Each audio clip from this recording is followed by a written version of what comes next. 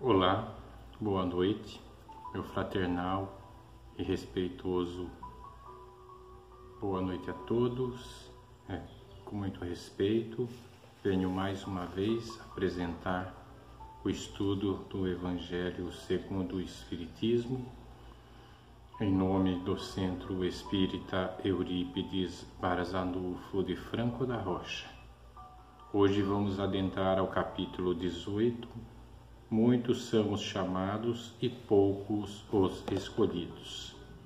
Neste capítulo vamos estudar a parábola das festas de núpcias, que é o meu tema hoje, a porta estreita, nem todos os que dizem Senhor, Senhor entrarão no reino dos céus, e a quem muito foi dado, muito será pedido.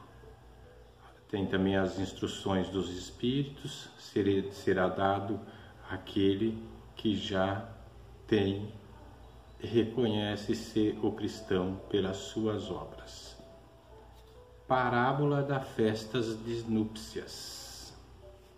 A parábola das festas de núpcias, segundo Rafael Lavarini no livro Parábolas de Jesus à luz da doutrina espírita, está num contexto da última parábola antes do sermão profético, que foi o discurso final de Jesus, pouco antes do martírio. Por isso, a história nos fala em um convite, que foi feito diversas vezes ao festim das bodas do Filho, que é Jesus, de um rei, que é Deus, para pessoas diferentes e em momentos diferentes, tendo ao final de tantos chamados, alguns escolhidos. Assim, dando início, nós ousamos dizer: Pai nosso que estais nos céus, na luz dos sóis infinitos, Pai de todos os aflitos deste mundo de escarcéus, santificado, Senhor, seja o teu nome sublime, que em todo o universo exprime concórdia, ternura e amor. Venha ao nosso coração o teu reino de bondade, de paz e de claridade na estrada da redenção. Cumpra-se o teu mandamento que não vacila nem erra, nos céus como em toda a terra, de luta e de sofrimento. Auxilia-nos também nos sentimentos cristãos, a amar os nossos irmãos que vivem longe do bem. Com a proteção de Jesus, livra a nossa alma do erro, sobre o mundo de desterro, distante da vossa luz. Que a nossa ideal igreja seja o altar da caridade, onde se faça a vontade do vosso amor, que assim seja. E assim, respeitosamente, nós vamos pedindo auxílio das correntes africanas, corrente indiana, corrente dos caboclos, dos preto velho, do Pai Chico, Pai Joaquim, Pai João, corrente da nossa querida Mãe Genoveva com seus anjos de luz, corrente dos sacerdotes, Padre Chico, Padre Vitor, Padre Dionizete, Padre Joaquim, Padre Cícero de Juazeiro, corrente dos índios, corrente dos ancestrais, dos antepassados, da família, corrente dos sacerdotes, corrente dos médicos, Eurípides Barzanufo, Bezerra de Menezes, Dr. Fritz, Dr. Shapira, Dr. Franco da Rocha, Dr. Ângelo Bisson. Corrente da paz, corrente da luz, corrente do amor. Corrente branca, corrente azul, corrente lilás. Enfim, todas as correntes que possam nos auxiliar, nos inspirar, esteja nos influindo, mesmo que ao longe, a necessidade do que podemos falar. Falando ainda das parábolas, vamos lá, que é longa, um pouco, peço a vocês paciência, um pouco mais longa esta parábola, né? Ela diz muito. Jesus disse: o reino dos céus se assemelha a um rei, querendo festejar a bodas de um filho. Despachou seus servos para chamar para as bodas o que tinham sido convidados, porém esses se recusaram. O rei, de novo, ordenou para preparar um jantar, que avisou que matou os melhores bois e seus cevados, que tudo estava pronto para as bodas, porém esses segundos convidados também foram cada um fazer o que tinha que fazer dos seus bens materiais e não foram para a festa. E ainda pegaram os servos e os mataram, né? E aí o rei ficou muito bravo e, mandando contra eles seu exército, exterminou os assassinos e lhes queimou a cidade.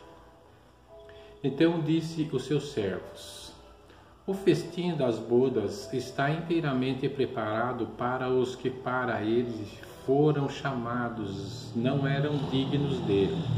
E depois as encruzilhadas e chamai para as bodas todos quantos encontrardes. Os servos então saíram pelas ruas e trouxeram todos os que iam encontrando, bons e maus.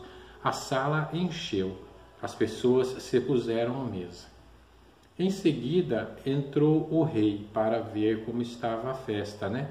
E dando de cara com um homem que não vestia a túnica nupcial, disse-lhe: meu amigo, como entraste aqui sem a túnica nupcial? O homem ficou em silêncio. Então disse o rei à sua gente: atai-lhes as mãos e os pés e lançai-os nas trevas exteriores. Aí é que haverá prantos e ranger de dentes, porquanto muitos há chamados, mas poucos os escolhidos. Então, aquela pessoa estava em pecado ainda, não estava pronta, né, para entrar no reino de Deus. A parábola foi narrada no momento em que Cristo encontrava-se em Jerusalém com pessoas ligadas à raça judaica. Por isso, veremos tantas simbologias que precisam ser decifradas para melhor entendimento do leitor. Os termos casamento, bodas e núpcias caracterizam a aliança entre o homem e Deus.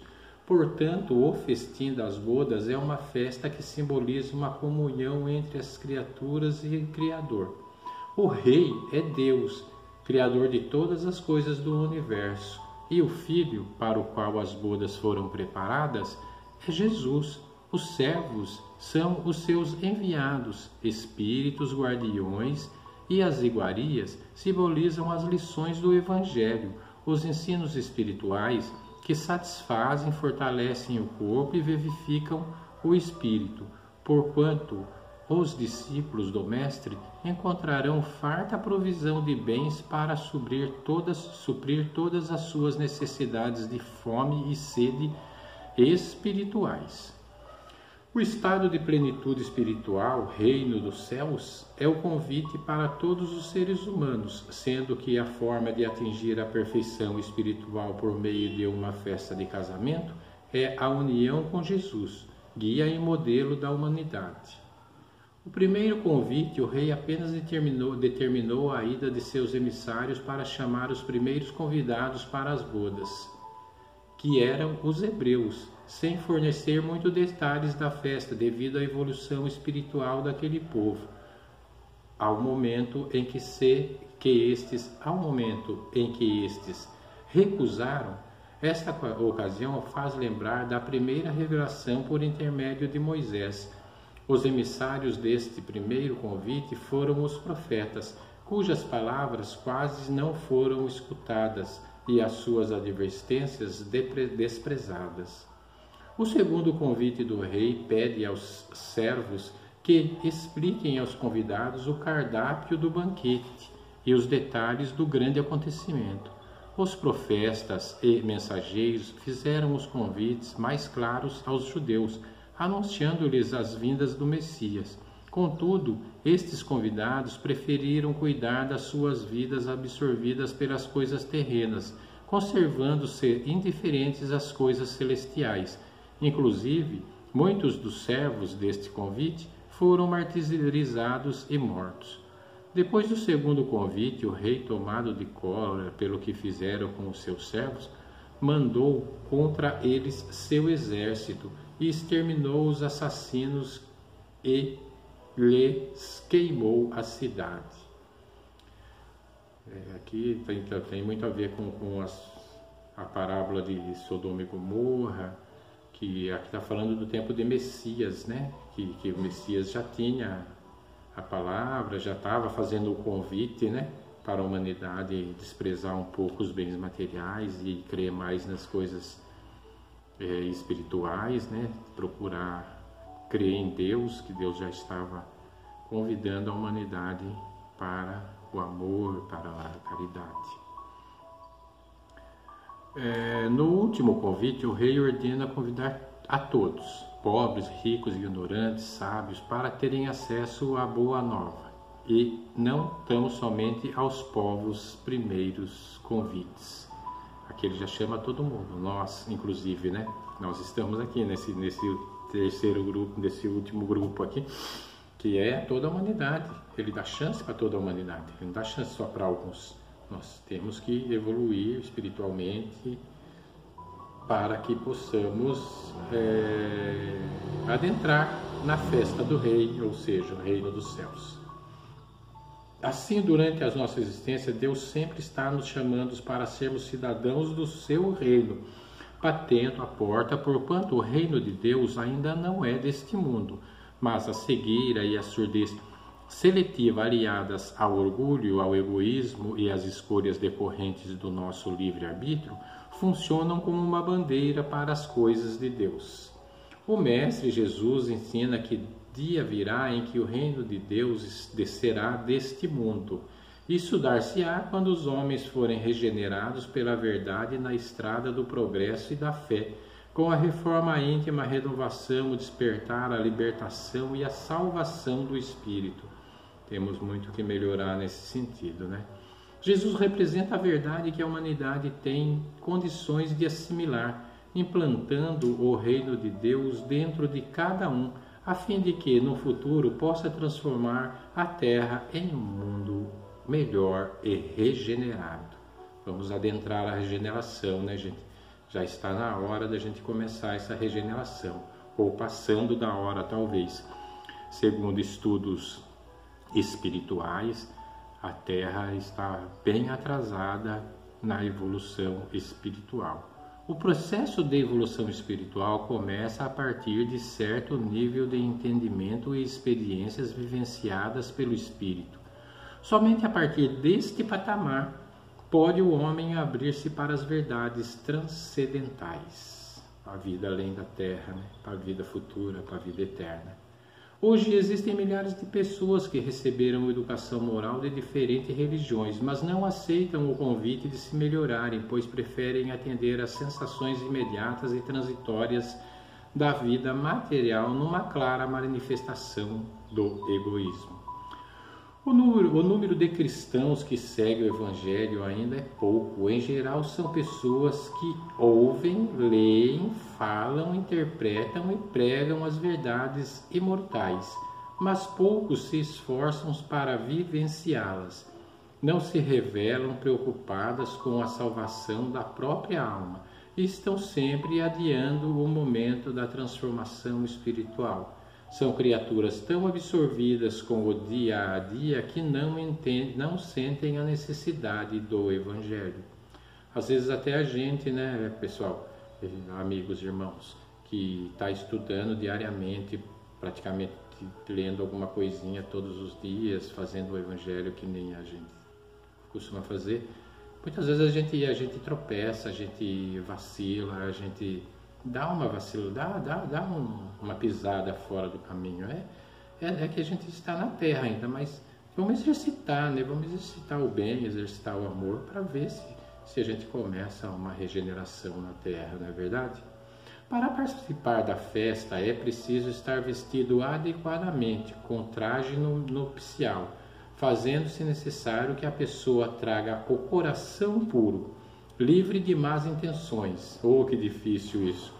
A veste de núpcias simboliza o amor, a humildade, a boa vontade em encontrar a verdade para observá-la. É preciso que o espírito seja guiado pelos preceitos do mandamento maior: amar a Deus sobre todas as coisas e ao próximo como a si mesmo.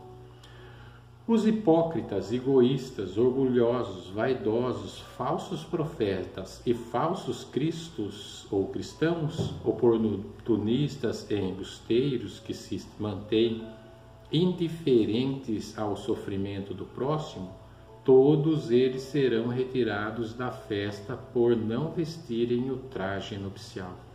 Nada mais é o traje nupcial, né, pessoal, do que a caridade, o bem, deixar o egoísmo de lado, a vaidade, o orgulho, tentar ser um ser humano melhor sempre. A tônica dos ensinos de Jesus é sobre a vida além da morte do corpo físico, a vida que nunca se acaba. Quer o espírito esteja em mundos materiais, quer esteja em planos espirituais, assim ele demonstrava como deveria ser o homem para poder um dia viver no reino de Deus, onde o mal nem tem guarita e só o bem existe. Eu acredito que alguma parte do plano espiritual tem essa condição do amor, da verdade, da caridade, que tem sim esses reinos, essas cidades ou essas colônias, que nem o nosso lar, né? Eu acredito que tenham muitas onde o bem impera, mas dá para perceber que a grande parte é obscuridade, né? O orbe terrestre, todo o orbe planetário do nosso sistema solar, podemos dizer assim. Parece que não é uma opinião própria, mas eu vejo que está bem contaminado com as energias mais fracas, né? Com energias menos favoráveis à humanidade. Para isso, o homem tem que desenvolver todo o seu potencial intelectual e moral, construindo esse reino de amor e sabedoria dentro de si.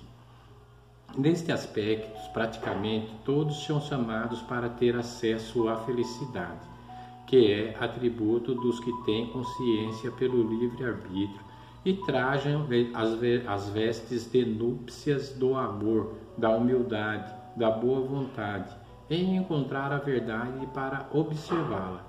É preciso que o espírito esteja guiado pelos preceitos do mandamento maior, amar a Deus sobre todas as coisas e ao próximo como a si mesmo. O livre-arbítrio nos proporciona o livre-arbítrio nos proporciona o poder das escolhas e somos responsáveis por elas, inclusive pelas consequências e os males que causam aos nossos semelhantes. Não podemos simplesmente jogar a culpa nos outros ou nas circunstâncias externas, ou eximindo-nos das nossas responsabilidades. Importante recordar a lei de causa e efeito. É o homem que escolhe aceitar os ensinamentos da palavra, a semente e o fermento da fé, e pautar a sua vida sob os princípios de orientações de Jesus. Duas são as estradas que se apresentam aos homens, a da evolução e a da degradação. Também são duas as portas que se abrem à pobre criatura humana, a porta da vida e a porta da morte.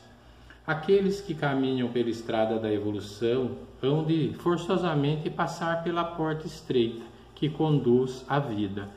A estrada da evolução é apertada, poucos são os que acertam com ela, mas grande é o número dos que não querem acertar, pois ouviram dizer que ela é apertada.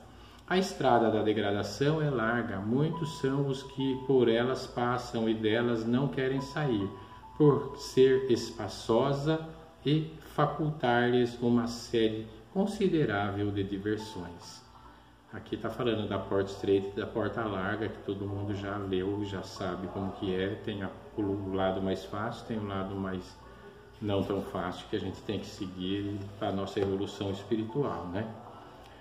A estreita é a porta da salvação. Olha aí, vamos andar pela porta estreita, né? Porque há grandes esforços sobre si, mesmo é obrigado o homem que a queira transpor. para vencer suas más tendências, coisas que aos poucos se resignam, e o complemento da máxima: muitos são os chamados e poucos os escolhidos. O chamamento e a escolha dependem da conduta de cada ser que deseja aproveitar este momento da vida na Terra para preparar seu futuro espiritual. Chamados, todos já fomos. Chamados, todos já fomos, porque depende de Deus. Escolhidos, ainda somos poucos, porque depende de nós. Vamos lutar, né, gente? Vamos lutar para que nós possamos ser escolhidos, porque Deus já nos convidou ao amor, à caridade. Então, esta parábola da festa de núpcias é muito importante, ao meu ver, porque nos prepara espiritual e físico também, né? Porque aqui não fala, não, você só tem que fazer as coisas espirituais, não. Você faz as coisas espirituais, a caridade, a bondade, o que, né, estiver ao seu alcance. Mas, principalmente, você tem que ter a consciência de que a gente já está no caminho, de que a gente já está na nave, digamos assim, né? Não tem mais para a terra que eu vou descer. Não. A gente aceitou, encarnou aqui, reencarnou, né? Então, vamos tentar fazer o melhor para que possamos entrar na festa divina, na festa de núpcias. E assim,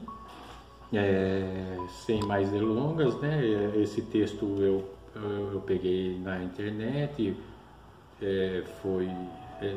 são várias, foram feitos vários estudos aqui, a parábola de Jesus, são autores diversos, né? Parábolas de Jesus, à luz da doutrina espírita, segunda edição. E aqui tem toda a bibliografia da Bíblia Sagrada. Ele usou Caligares, Rodolfo, parábolas do Evangelho, ele usou Kardec, Moura, né? Schutel, Caibar Schutel, né? As parábolas do ensino de Jesus, e a gente fica muito agradecido, né? Ao Rafael Lavarini, no livro Parábolas de Jesus à luz da doutrina espírita, que nos trouxe aí esse texto exemplar, esse texto muito lindo, e também, né, que nos trouxe as explicações necessárias ao entendimento das parábolas da festa de bodas, né? Ou, segundo alguns escrevem, parábolas da festa de núpcias. Núpcias e bodas, ao meu ver, é a mesma coisa. Neste momento eu peço com muita fé a todas as pessoas que